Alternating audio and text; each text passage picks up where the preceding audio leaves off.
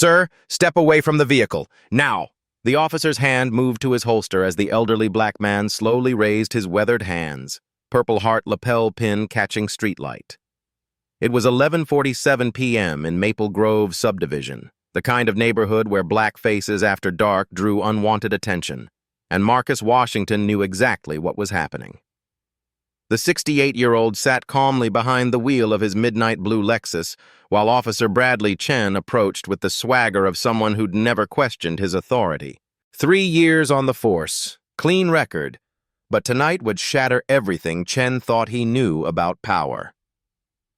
"License and registration," Chen demanded, his flashlight beam cutting through the darkness like an interrogation lamp. Marcus reached slowly toward his glove compartment, but Chen's voice cracked with authority. "Hands where I can see them." The dash cam captured everything, as did the Ring doorbell across the street and Marcus's grandson Trevor, who held up his phone recording. These black stories, these touching stories, become real-life stories when witnessed by the world. Have you ever been judged by your appearance when you held more power than anyone realized? Chen's backup arrived at 11:52 p.m., and Officer Rodriguez stepped out with the same aggressive swagger that had become department standard. 10 years on the force had taught her to follow her partner's lead, even when instinct screamed otherwise. "What's the situation?" she asked, positioning herself at Marcus's passenger door. Chen's response dripped with assumption. "Elderly male, expensive car, wrong neighborhood, claims military service but won't prove it." The casual dismissal made Trevor's grip tighten on his phone camera, but Marcus remained perfectly still. His weathered hands stayed visible on the steering wheel, a practiced response to decades of similar encounters. Rodriguez noticed the Purple Heart on his lapel, the first-class boarding pass on his dashboard, the calm dignity in his posture. Something felt wrong about this stop. Across the street, Margaret Kim had started live streaming without thinking. Her TikTok began with 47 viewers, mostly insomniacs, but as she whispered commentary about police surrounding an elderly black man, the numbers climbed. "This is happening right now in Maple Grove," she said, "and something doesn't feel right." Bao Chol. The algorithm caught her location tag and began pushing the stream citywide. "Step out of the vehicle," Chen commanded, his hand resting on his weapon. "Explain why you're in this neighborhood at this hour." Marcus's response was measured, his voice carrying the weight of someone who'd faced real enemies in real wars. "Officer, I live 12 minutes from here. I was returning my grandson to his mother's house after dinner." Chen's eyes narrowed as he noticed the Purple Heart. "That military stuff real, or you buy it at some pawn shop?" The question landed like a slap, revealing everything about his assumptions. Rodriguez shifted uncomfortably, her instincts screaming that this was going sideways fast. Margaret's viewer count hit 2,400 as social media began amplifying the confrontation. Marcus's phone buzzed with an incoming call, the screen briefly showing "secure line" before he declined it. Chen caught the flash of text and smirked. "Important call? Let me guess, the Pentagon needs your advice?" The mockery in his tone made Trevor's jaw clench, but Marcus simply checked his watch, 11:57 p.m., and remained silent. Sergeant Morrison arrived as the situation escalated beyond routine procedure. 22 years on the force had taught him to read situations quickly, but the sight of cameras and growing crowds made him default to backing his officers. "What's the problem here?" Morrison asked, his tone suggesting Marcus was the problem. Chen's radio crackled with confirmation that the Lexus wasn't stolen, registered to Marcus Washington, but instead of de-escalating, he doubled down. Registration could be fake. Anyone can use someone else's car. The logic was twisted, but it gave him justification to continue the harassment. Rodriguez noticed the boarding pass again, D.C. to Minneapolis, just hours earlier, but stayed silent. The live stream had reached 8,200 viewers when Marcus finally spoke again. "Officer, I've served this country for 37 years. I've never had to prove my worth to anyone who wasn't willing to listen." The statement carried quiet authority that made Chen's confidence waver momentarily. Trevor caught the exchange on video, noting how his grandfather's dignity remained intact despite the humiliation. Morrison stepped closer, his presence adding weight to the confrontation. "Sir, we've had reports of suspicious activity in this area. You fit the description." The lie came easily, practiced from years of justifying questionable stops. Marcus's expression didn't change, but his fingers drummed once against the steering wheel, a tell that Trevor recognized as suppressed anger. Chen's next move crossed a line that would haunt him forever. "Out of the vehicle now. Hands behind your back." The threat of handcuffs sent Margaret's comment section into overdrive, viewers screaming about elderly abuse and racial profiling. Veteran traffic stop began trending as the video spread across platforms. Marcus's phone buzzed again, this time showing Pentagon urgent. He let it go to voicemail rather than escalate a situation spiraling beyond anyone's control. Rodriguez had started questioning the stop in her mind, trying to identify when standard procedure had been abandoned for what looked increasingly like harassment. The countdown to midnight felt symbolic as Marcus sat surrounded by 3 officers, multiple cameras, and a growing online audience that had reached 15,000 viewers across various platforms. His boarding pass showed a 6 p.m. departure from Ronald Reagan Airport. His Purple Heart caught streetlight with each breath, and his expensive watch, a retirement gift, showed 11:59 p.m. Chen's authority complex reached its peak as he opened Marcus's door. "Nobody's calling you at midnight, old man. Stop playing games and get out." The words were barely finished when Marcus's phone rang again, the display showing Pentagon in bold letters visible to everyone present. The moment felt suspended in time, like seconds before lightning strikes. Margaret's live stream audience had grown to 23,000 viewers who were about to witness something extraordinary. Rodriguez finally found her voice. "Chen, maybe we should—" But her partner cut her off with a gesture that would later be dissected frame by frame in internal affairs interviews. Marcus looked directly at Chen, his voice carrying decades of command authority. "Officer, that's my midnight briefing calling, and I really should answer it." The statement was delivered with such quiet power that Rodriguez actually stepped back, some primal instinct recognizing a dynamic she'd completely misread. Chen's response would be replayed thousands of times across social media. "I don't care if God himself is calling. You're getting out of this car."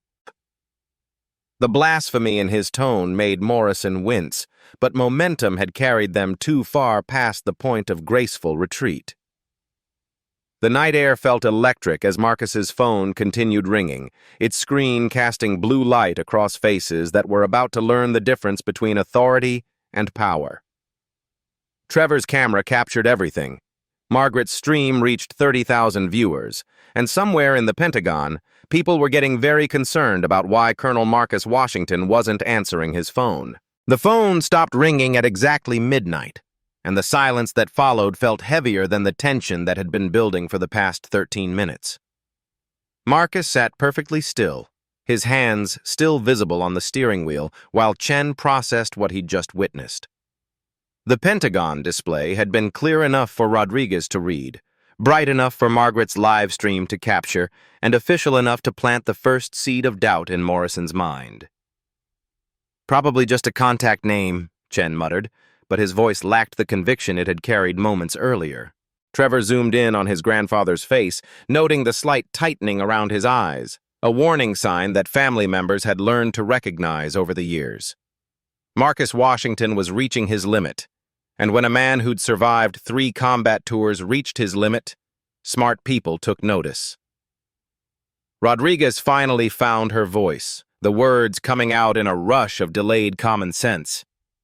"Chen, maybe we should run his ID through the system before we—" But Morrison cut her off with a gesture that would later be dissected in internal affairs interviews. "The stop's already in progress. We finish what we started." The supervisor's decision sealed fates that none of them could have imagined. Margaret's live stream had exploded to 45,000 viewers, and the comment section scrolled too fast to read. User after user was tagging local news stations, city council members, and anyone with enough followers to amplify what was happening in real time.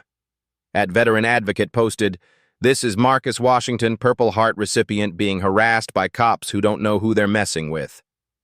The post was retweeted 847 times in under 2 minutes. The situation escalated when Chen made his fatal mistake. "Hands behind your back, sir. You're being detained for suspicious activity." The words hung in the night air like a challenge to forces beyond his comprehension. Marcus's expression didn't change, but his fingers drummed once against the steering wheel, a tell that Trevor recognized as suppressed fury. "On what grounds?" Marcus asked, his voice carrying the kind of calm that comes from facing down actual enemies in actual war zones. The question was simple, but it carried weight that made Rodriguez step back instinctively. Chen's response revealed everything about his training and temperament. "I don't need grounds. I need compliance." Morrison's radio crackled with an update from dispatch that would later be played in court. "All units, we're receiving multiple calls about the traffic stop on Maple Grove. Media is en route." The supervisor's face tightened as he realized their routine harassment had become a public spectacle. Trevor caught the exchange on video, noting how the officer's body language shifted from aggressive to defensive. Marcus's phone buzzed with a text message that lit up his screen. "Colonel, situation monitored. Authorization pending. Joint Chiefs." The message was visible for exactly 3 seconds before the screen went dark, but Margaret's 4K camera caught every word. The comment section exploded with military viewers who recognized the significance of a Joint Chiefs communication.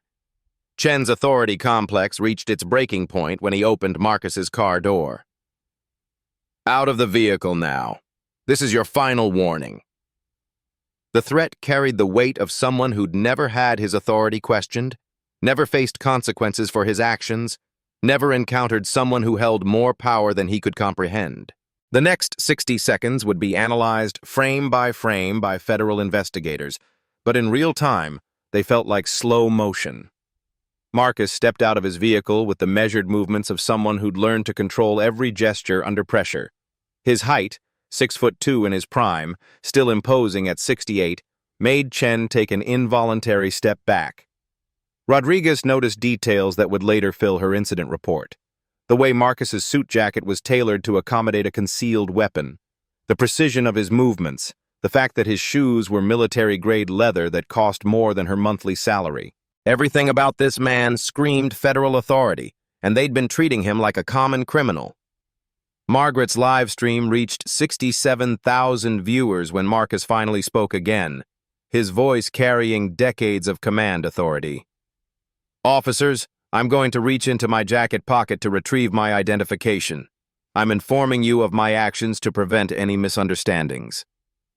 The formal tone was like a verbal warning shot, the kind of language used in situations where mistakes could be fatal. Chen's response would haunt him forever. "I don't care what's in your pocket. You're under arrest for resisting arrest." The circular logic would have been comical if it weren't so dangerous.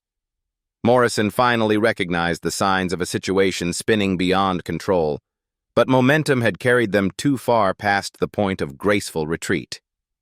The parking lot had become an amphitheater, with Margaret's live stream providing commentary to an audience that had grown to include military personnel, federal employees, and law enforcement officers from across the country. Comments poured in from viewers who recognized Marcus's name, his face, his reputation. At Pentagon Vet wrote, "Holy shit, that's Colonel Washington. These cops have no idea what they've done." Marcus's next move was calculated to end the confrontation without bloodshed. He slowly reached into his jacket pocket, his movements deliberate and visible, and withdrew a leather wallet that looked expensive enough to fund a patrol car. "Officer Chen, I'm going to show you my identification now. I want you to look at it carefully." The wallet opened to reveal not just a driver's license, but a federal identification card with clearance levels that made Rodriguez's eyes widen. The holographic seal caught streetlight. The photo was clearly Marcus, and the title under his name read, "Pentagon Consultant, Joint Chiefs Advisory. Chen stared at the card like it might bite him. Morrison stepped closer, his 22 years of experience finally kicking in as he read the identification over Chen's shoulder. The color drained from his face as he realized they'd been harassing a federal official with security clearance higher than the chief of police. "Sir, we didn't know," Morrison began, but Marcus cut him off with a gesture that carried more authority than any badge. "Sergeant, what you didn't know could fill a library," Marcus said, his voice carrying the weight of someone who'd briefed presidents and buried soldiers. "But what you're about to learn will change how you approach situations like this forever." The statement was delivered with such quiet power that the night air itself seemed to vibrate with tension. Margaret's audience had reached 89,000 viewers when Marcus's phone rang again, this time showing Joint Chiefs, urgent. The display was clearly visible to everyone present, and the sight of it made Rodriguez actually step behind her patrol car. Chen stood frozen, his hand still on his weapon, his mind trying to process how a routine traffic stop had become a federal incident. Marcus looked directly at Chen before answering the call, his voice carrying decades of command authority. "Gentlemen, I believe it's time we had a different kind of conversation." The statement felt like a declaration of war, delivered with the calm precision of someone who'd actually fought in wars and knew the difference between authority and power. Marcus answered the phone with the kind of calm that comes from briefing presidents under fire. "Colonel Washington, Joint Chiefs Advisory." His voice carried across the night air with military precision, and the formality of it made Chen's hand freeze on his weapon. The voice that responded was amplified enough for everyone to hear, crisp with the authority of someone accustomed to moving armies. "Sir, this is General Patricia Hayes, Joint Chiefs Communications. We've been monitoring the situation via satellite surveillance as part of your security detail." The words hit the officers like physical blows, each syllable redefining everything they thought they knew about power dynamics. Rodriguez actually stepped behind her patrol car, her instincts finally recognizing the magnitude of their mistake. Chen's face went through a spectrum of emotions: confusion, disbelief, then dawning horror as the implications crashed over him. Morrison grabbed his radio, his voice cracking as he called dispatch. "Control, we need supervisory backup at Maple Grove. Priority 1. The desperation in his tone was captured by every camera present, including the news helicopter that had just arrived overhead. "Colonel, we have visual confirmation of your location through thermal imaging," General Hayes continued, her voice carrying the weight of the Pentagon's full attention. "3 officers have detained you without cause. Should we initiate federal intervention protocols?" The question hung in the air like a sword over their heads, and Margaret's live stream audience, now 127,000 viewers, watched in stunned silence. Marcus's response was masterful in its restraint. "Negative, General. These officers are about to demonstrate proper procedure. Aren't you, gentlemen?" The question was delivered with the kind of quiet authority that made Chen's knees actually buckle. Rodriguez found her voice first. "Sir, we didn't know. We're sorry." The federal identification card in Marcus's wallet told a story that none of them had been prepared to read. Purple Heart recipient, Bronze Star with V device, 37 years of service including 3 combat tours, and currently holding one of the highest security clearances in the Pentagon. The holographic seal reflected streetlight like a badge of honor that dwarfed every symbol of authority the officers carried. "Officer Chen," Marcus said, his voice carrying decades of command presence, "you asked me to prove my military service. Would you like to know what I've been doing for the past 37 years? The question was rhetorical, but Chen nodded anyway, his earlier bravado completely evaporated. "I've been briefing presidents, planning operations, and serving on the Joint Chiefs Advisory Council. Tonight, I was returning from a classified briefing about overseas operations." General Hayes's voice crackled through the phone again. "Colonel, we're showing elevated stress indicators from your biometric monitoring. Are you in immediate danger?" The mention of biometric monitoring made Morrison's eyes widen as he realized they'd been harassing someone under active federal protection. The implications were staggering.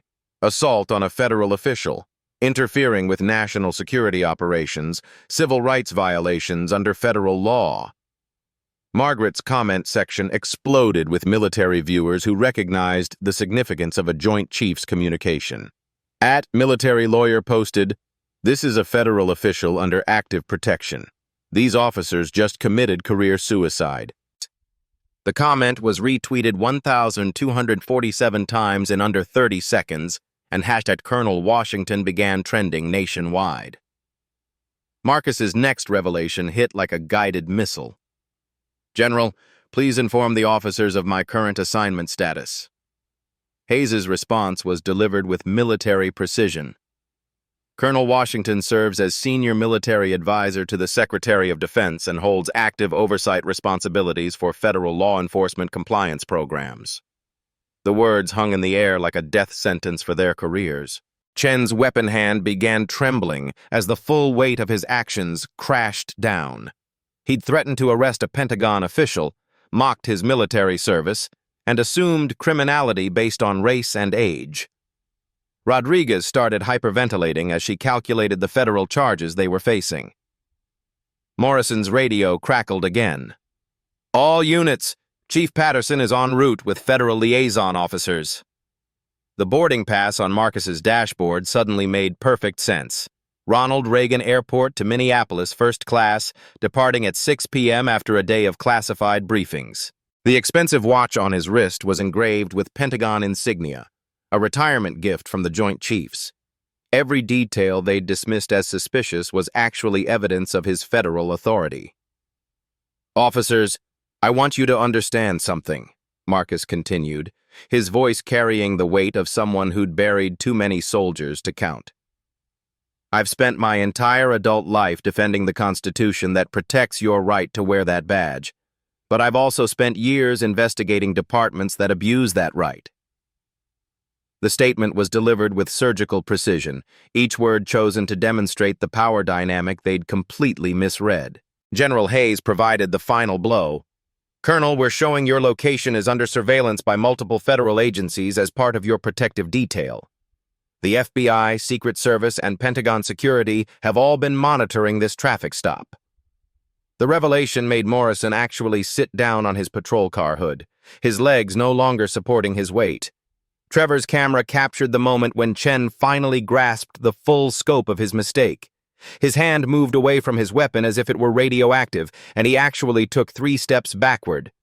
"Sir, we didn't know. We're sorry. We're so sorry." The apology sounded pathetic even to his own ears, inadequate for the magnitude of what had just been revealed. Marcus's phone buzzed with another text. "Colonel, Secretary of Defense Office, immediate debrief required." The message was visible for exactly 2 seconds, but Margaret's 4K camera caught every word. The comment section exploded with federal employees who recognized the significance of a SecDef communication at midnight. "Gentlemen," Marcus said, his voice carrying the calm authority of someone who'd faced down actual enemies in actual wars, "you've just learned the difference between authority and power. Authority is what you think you have. Power is what happens when you abuse authority against the wrong person." The statement was delivered with the precision of someone who'd spent decades in briefing rooms where words carried the weight of military action. Rodriguez found her voice, desperation making her words tumble out. "Sir, what can we do? How do we fix this?" The question revealed everything about their situation. 3 local officers who'd just assaulted a federal official under active protection, with every moment captured on multiple cameras and witnessed by over 150,000 viewers worldwide. Marcus's response was masterful in its implications. "Officer Rodriguez, what you can do is explain to your superiors how a routine traffic stop became a federal incident. What you can do is describe to Internal Affairs why you thought it was appropriate to threaten a Pentagon official. What you can do is prepare for the consequences of your actions." Each sentence hit like a precision strike, delivered with the calm certainty of someone who understood exactly how power worked. The news helicopter circled overhead, its camera capturing footage that would lead every newscast for the next week. Margaret's live stream had reached 189,000 viewers, and the hashtag #VeteranTrafficStop was trending in 6 countries. Social media exploded with military personnel sharing their own experiences with police discrimination, each story amplifying the significance of what was happening in real time. General Hayes's voice crackled through the phone one final time. "Colonel Washington, we're prepared to initiate federal intervention. The Attorney General's office has been notified, and we have authorization for immediate federal takeover of this incident." The words hung in the air like a nuclear option, and Morrison's radio chatter confirmed that federal vehicles were already en route. Marcus looked directly at Chen, his voice carrying decades of command authority. "Officer, you asked me to prove I'm a veteran. You asked me to prove I belong in this neighborhood. You asked me to prove I deserve to wear this Purple Heart. Would you like to know what I'm going to prove to you?"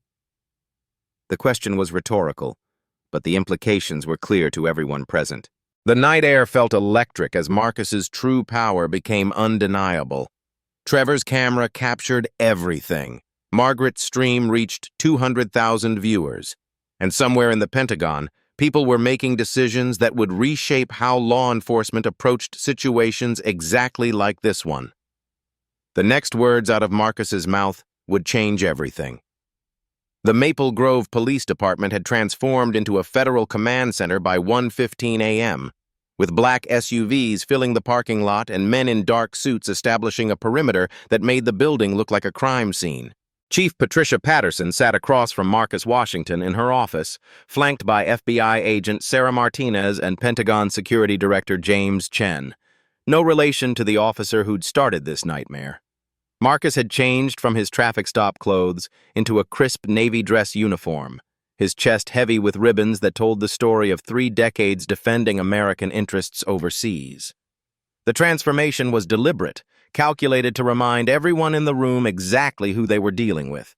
Patterson's hands trembled slightly as she reviewed the federal documentation that Agent Martinez had placed before her.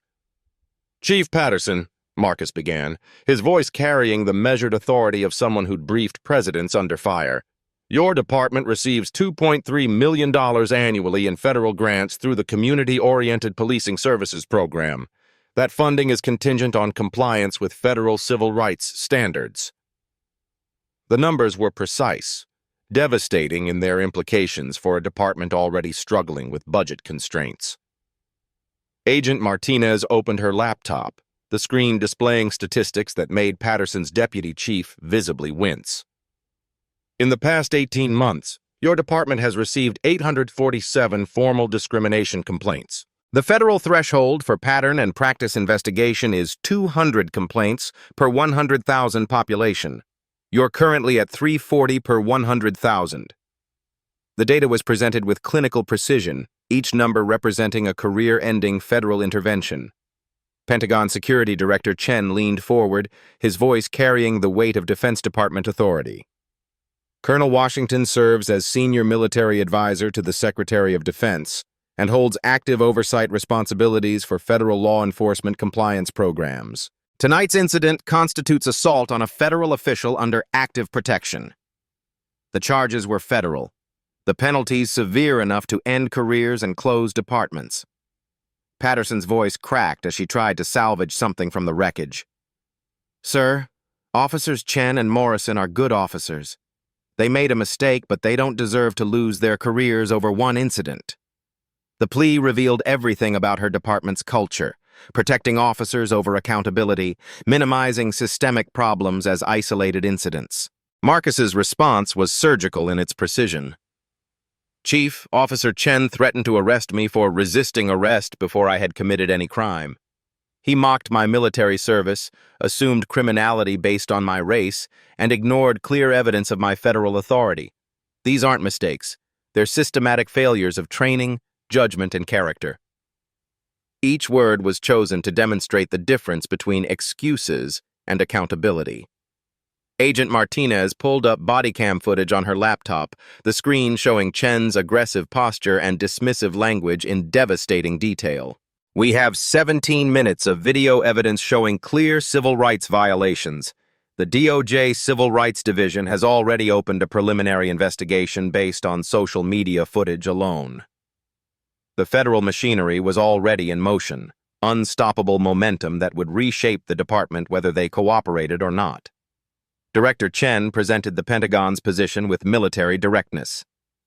Colonel Washington was returning from a classified briefing about overseas operations when your officers detained him. The security implications alone warrant federal intervention. The national security angle added another layer of federal authority, making this incident a matter of Pentagon concern rather than local police business. Patterson's deputy chief whispered something about union lawyers, but Marcus cut through the noise with decades of command presence. Chief, let me explain your situation. You have three options: immediate compliance with federal reforms, federal takeover of your department, or loss of all federal funding effective immediately. The ultimatum was delivered with the calm certainty of someone who'd negotiated with hostile governments and understood exactly how power worked. The numbers Agent Martinez presented were devastating in their scope. Federal funding represents 37% of your annual budget. Loss of COPS grants, Byron Justice Assistance, and Homeland Security funding would require immediate layoffs of 43 officers. The financial reality made Patterson's face go pale as she calculated the political consequences of federal intervention. Marcus's next move demonstrated the full scope of his federal authority. I'm recommending immediate implementation of the Pentagon's Law Enforcement Accountability Protocol, developed specifically for departments with systematic civil rights violations. The program was comprehensive, invasive, and mandatory. Federal oversight that would reshape every aspect of department operations. Director Chen outlined the protocol with military precision. Mandatory bias training for all personnel, body camera analysis using Pentagon-developed AI systems, monthly federal compliance reviews, and citizen oversight boards with subpoena power. Each requirement was designed to prevent future incidents while demonstrating federal authority over local law enforcement. Patterson's voice was barely audible as she asked about Officer Chen's fate. "Sir, what happens to Bradley? He's young, he made a mistake, but he's not a bad person." The question revealed everything about her leadership: protecting officers over accountability, minimizing systemic problems as individual failures. Marcus's response was masterful in its implications. "Chief, Officer Chen committed federal crimes tonight. His fate depends on your department's willingness to implement systematic reforms rather than protect individual officers." The message was clear. Cooperation meant reduced consequences. Resistance meant maximum federal intervention. Agent Martinez presented the consent decree that would govern department operations for the next 5 years. Federal oversight, mandatory reporting, external investigation of all use-of-force incidents, and quarterly compliance reviews. The document was comprehensive, invasive, and non-negotiable, federal authority replacing local autonomy. The financial implications were staggering. Implementation costs approximately $400,000 annually, funded through existing federal grants contingent on compliance. Director Chen's presentation made clear that federal money came with federal strings, and those strings had just become chains. Patterson's final attempt at negotiation revealed her desperation. "Sir, can we handle this internally? Additional training, policy changes, voluntary compliance?" The request was pathetic in its naivety, asking for trust after demonstrating systematic failure. Marcus's response ended the negotiation. "Chief, trust is earned through actions, not promises. Your department has demonstrated systematic civil rights violations. Federal oversight isn't punishment. It's protection for citizens who deserve better."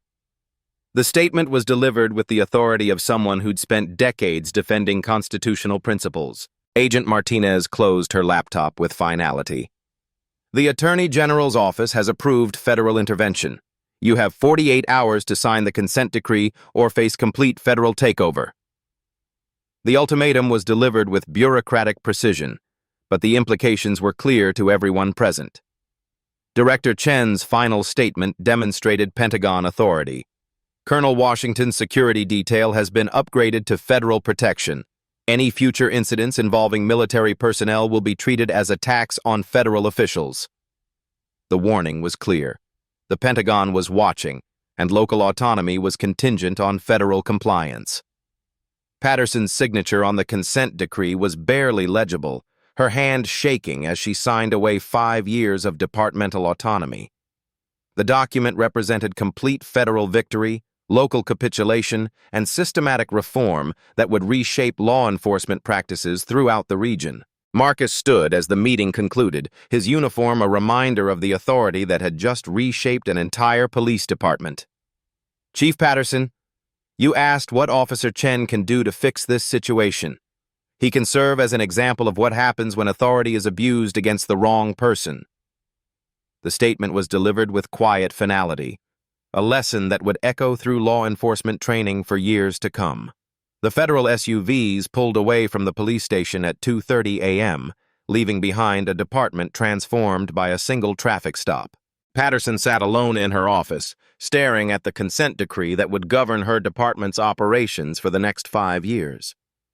In the distance, she could hear the sound of protesters gathering, their chants demanding justice that federal intervention had already begun to deliver. 6 months later, the Maple Grove Police Department looked like a completely different organization. The federal consent decree had transformed everything from hiring practices to daily operations, creating a model that other departments across the country were being forced to study. Officer Bradley Chen sat in a mandatory cultural sensitivity training session, his third this month, listening to a lecture about implicit bias from the same Pentagon consultant who'd redesigned their entire approach to community policing. The numbers told the story of systematic change.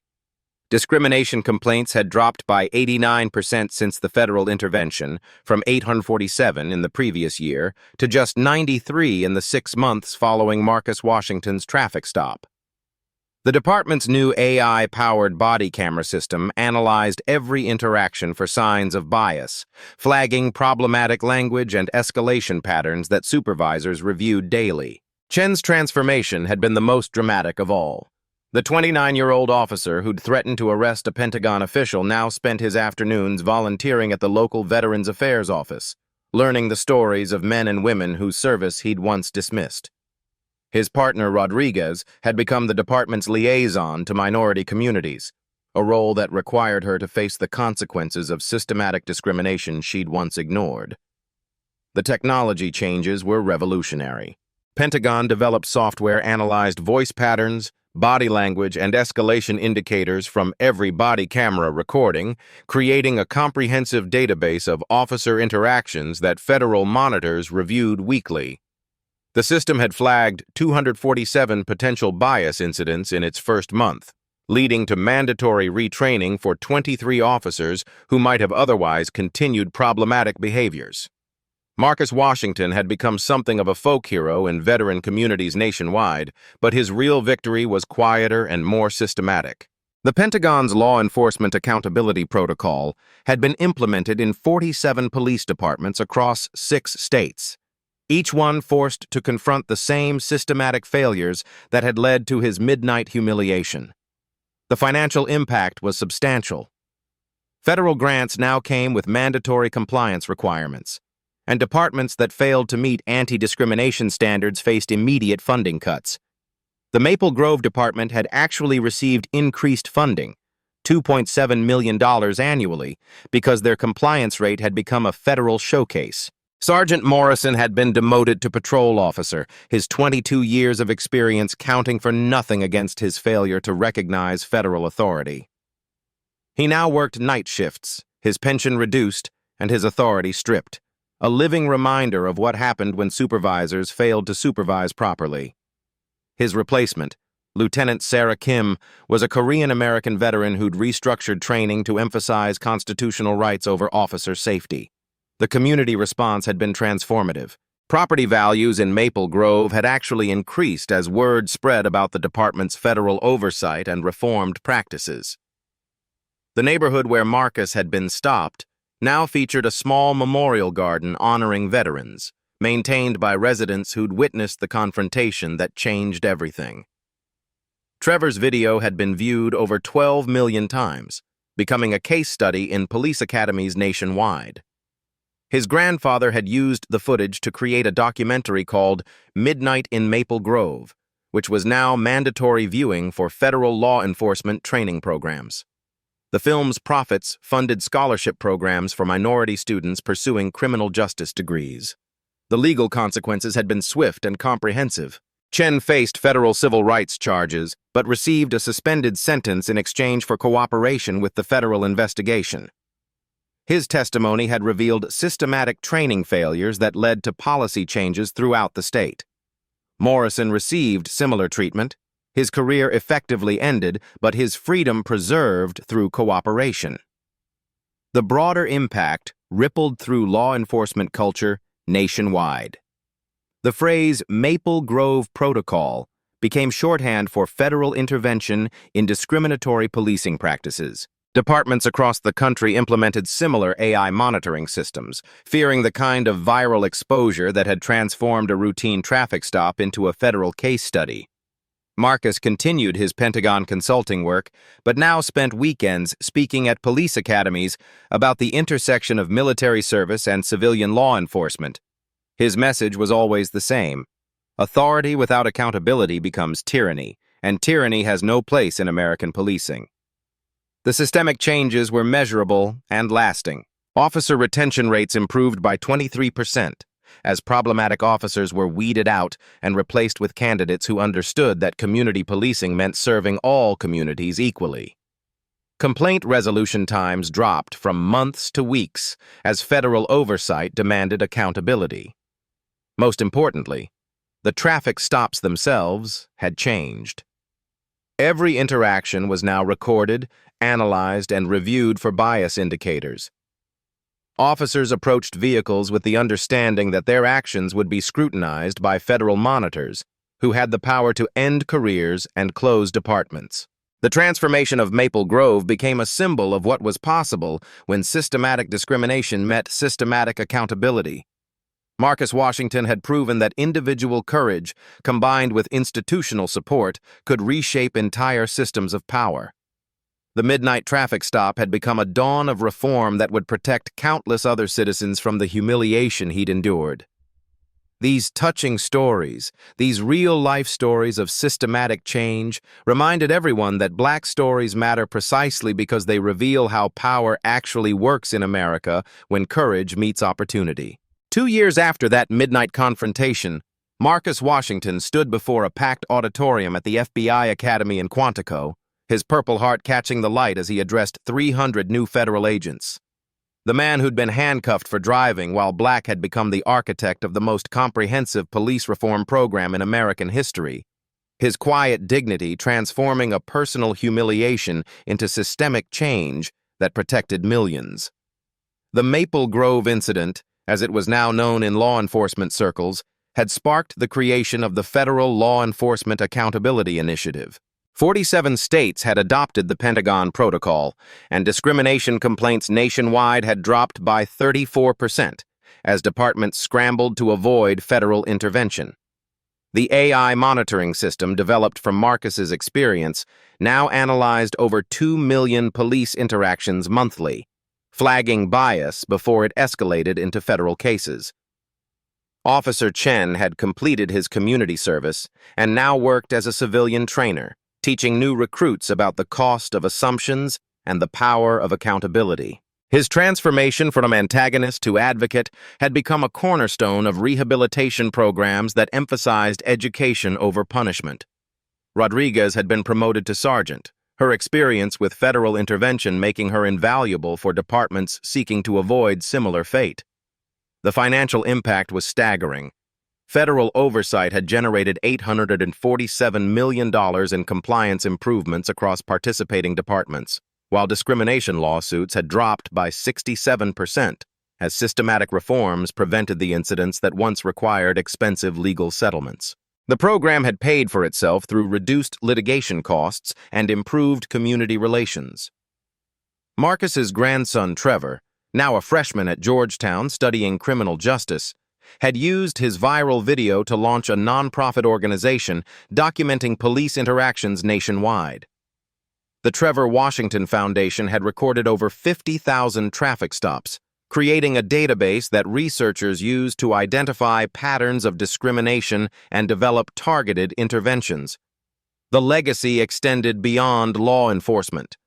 The Maple Grove Protocol had been adapted for use in corporate diversity training, educational settings, and military programs addressing systematic bias. Marcus's calm response to discrimination had become a masterclass in transforming personal injury into institutional change. The most profound change was cultural. The phrase, "prove it," had become synonymous with the dangerous assumptions that led to systematic discrimination. Training programs nationwide used Marcus's story to demonstrate how authority without accountability destroys the trust that effective policing requires. These life stories, these real-life stories of courage meeting power, remind us that individual actions can reshape entire systems when dignity refuses to surrender to discrimination.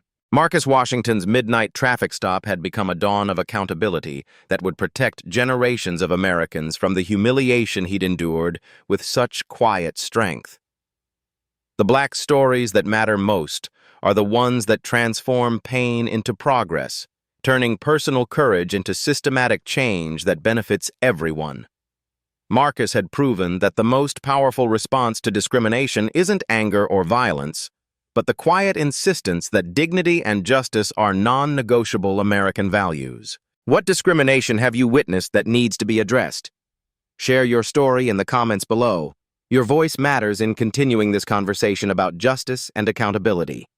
If this story inspired you to demand better from the institutions that serve us all, share it with someone who needs to hear it. Subscribe for more stories about ordinary people creating extraordinary change through courage and principle. Together, we can ensure that dignity and justice aren't privileges, but rights that every American can depend on.